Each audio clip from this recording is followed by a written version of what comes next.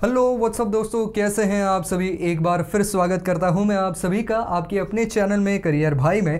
खैर, टाइटल तो आपने पढ़ ही लिया होगा। आज हम एक ऐसे कंट्री में काम करने की बात कर रहे हैं जिस कंट्री के बारे में हमने बहुत सुना होगा, लेकिन वहाँ के बाकी के पॉलिटिकल इश्यूज़ और वहाँ का मिलिट्राइजेशन वगैरह इसके बारे में ही सुना होगा। फॉर द फर्स्ट टाइम हम इस बारे में बात कर रहे हैं कि इजराइल के अंदर काम कैसे किया जाए और क्या यह मुमकिन है, और अगर मुमकिन है तो कौन से परमिट लगेंगे, कौन से वीज़ाज़ लगेंगे। तो सबसे पहली बात ही मैं आपको बता दूं कि ये बहुत पॉसिबल है। यहाँ पर वर्क परमिट जो है बिल्कुल आपको मिल सकता है, कोई प्रॉब्लम नहीं आएगा। तो वही कैसे पाना है इसके बारे में चर्चा ज़रूर होगी, लेकिन आगे बढ़ने से पहले हमेशा की तरह अगर आप चैनल पर नए हैं, ऐसे ही वीडियोज़ देखना चाहते हैं जिसमें कि मैं अलग अलग देशों के बारे में बताता हूँ, वहाँ पर काम करने के बारे में बताता हूँ, वहाँ पर आपको सेटल कैसे होना है इसके बारे में भी बताता हूं, तो दोस्तों चैनल को ज़रूर सब्सक्राइब कर दीजिए अगर आपको ऐसे ही वीडियोस देखने हैं। तो चलिए दोस्तों शुरू करते हैं। तो दोस्तों टिपिकली इजराइल कौन से वीसास देता है ये सबसे पहले हम जान लेते हैं। और उसके भी पहले एक बात और बता दूं कि केवल वीसा होने से काम नहीं बनेगा, आपको वहां पर वर्क परमिट जो है वो भी अलग से लेना पड़ेगा। वीज़ा की बात की जाए तो सबसे पहले ये इमिग्रेशन वीज़ा देते हैं। इसके अलावा A1 टेम्पररी रेसिडेंट वीज़ा भी होता है, A2 स्टूडेंट वीज़ा होता है, A3 कैलगरी वीज़ा होता है, A4 visa for spouses and children होता है, B1 वर्क वीज़ा होता है और B2 विजिटर्स वीज़ा होता है।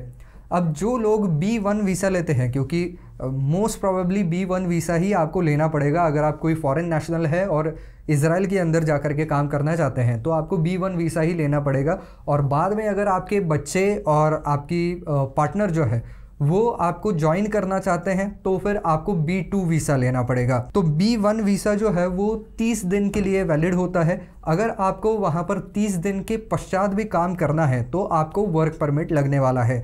तो ये एक अच्छी बात है कि जो सीजनल वर्कर्स हैं, जो केवल 1 महीने के लिए वहाँ पे आते हैं, वो वहाँ पर विदाउट परमिट 30 दिन तक काम कर सकते हैं, लेकिन उससे ज़्यादा नहीं कर पाएंगे। उससे ज़्यादा अगर काम करना है तो वर्क परमिट लेना पड़ेगा।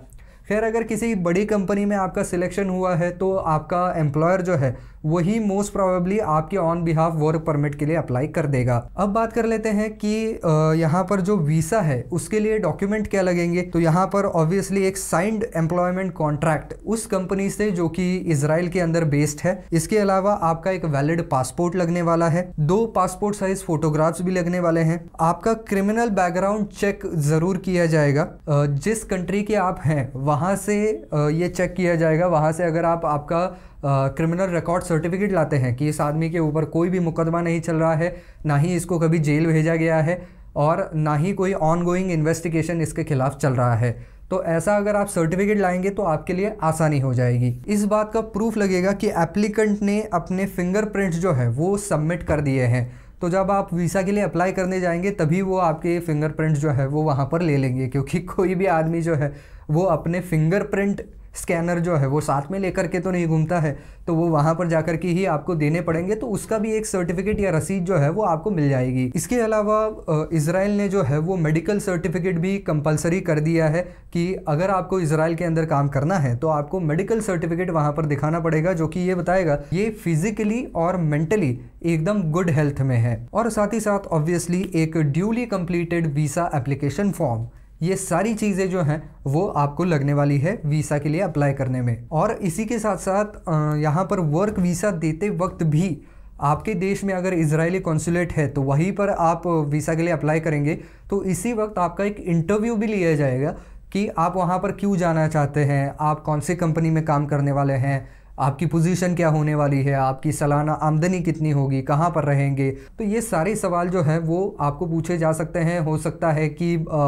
आपके बैकग्राउंड से रिलेटेड भी वहाँ पर सवाल पूछे जा सकते हैं। तो दोस्तों अब बात कर लेते हैं कि यहाँ पर जो है वो एप्लीकेशन प्रोसेस कैसे चलती है। तो वीज़ा के लिए जो है वो आपको आपके एम्प्लॉयर के साथ कोलैबोरेशन में काम करना पड़ेगा। तो आपका एम्प्लॉयर जो है वो वहाँ का जो ministry of interior in Israel जो होगा वहाँ पर एप्लीकेशन डालेगा और एज अ एम्प्लॉई यानी कि आप जो है वो आपकी कंट्री में जो इजरायली कॉन्सुलेट है वहाँ पर जाकर के अप्लाई करेंगे। और दोनों ही तरफ से जो है वो डॉक्यूमेंट्स को पूरी तरीके से उसकी छानबीन होगी और अगर सब कुछ सही रहा तो वीज़ा जो है वो ग्रांट कर दिया जाएगा। बात करें अगर वर्क परमिट के साथ आप वीज़ा के लिए अप्लाई कर रहे हैं तो एम्प्लॉयर को क्या करना पड़ेगा कि इनिशियल एप्लीकेशन उसको ministry of trade, industry and labour में करना पड़ेगा।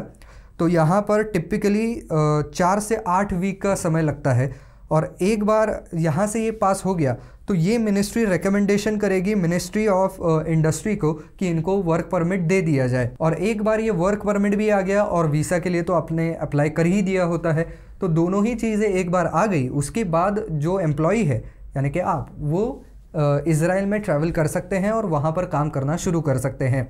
बात करें अगर इसकी वैलिडिटी की तो वर्क परमिट जो है वो इनिशियली 1 साल के लिए दिया जाता है और ये आपको एनुअली रिन्यू करना पड़ता है। इसके अलावा जो चीज़ आपको कंसिडर करनी होगी वो ये है कि यहाँ पर आपको हमेशा आपका जो वर्क परमिट और आपका वीज़ा, ये दोनों ही चीज़ें, और साथ ही साथ पासपोर्ट भी, ये चीज़ें आप भले ही काम पे जा रहे हैं या नहीं जा रहे हैं, हर वक्त आपके साथ में रखनी पड़ेगी, क्योंकि कहीं भी इजरायली पुलिस या दूसरे कोई अफसर जो है वो आपको रोक करके इसकी मांग कर सकते हैं, उसको चेक कर सकते हैं। और अगर ऐसा पाया गया कि कोई भी व्यक्ति विदाउट वर्क परमिट वहाँ पर काम कर रहा है तो फिर उसको बहुत ज़्यादा हार्श पेनल्टीज़ वहाँ पर लगाई जाती हैं, या वर्स केस में उसको उसका पूरा काम धंधा छोड़ करके डिपोर्ट कराया जा सकता है। तो इसकी वजह से ये चीज़ आपको ज़रूर ध्यान में रखनी है। एक बार ये 2 चीज़ें आपको मिल गई, उसको बिल्कुल अपने सीने से लगा के रखें, उसको हमेशा अपने साथ रखें। तो बस दोस्तों, आज के वीडियो में बस इतना ही। आई होप ये वीडियो आपको पसंद आया होगा, काम का लगा होगा। तो दोस्तों, अगर वीडियो काम का लगा है तो ज़रूर शेयर कर दीजिएगा।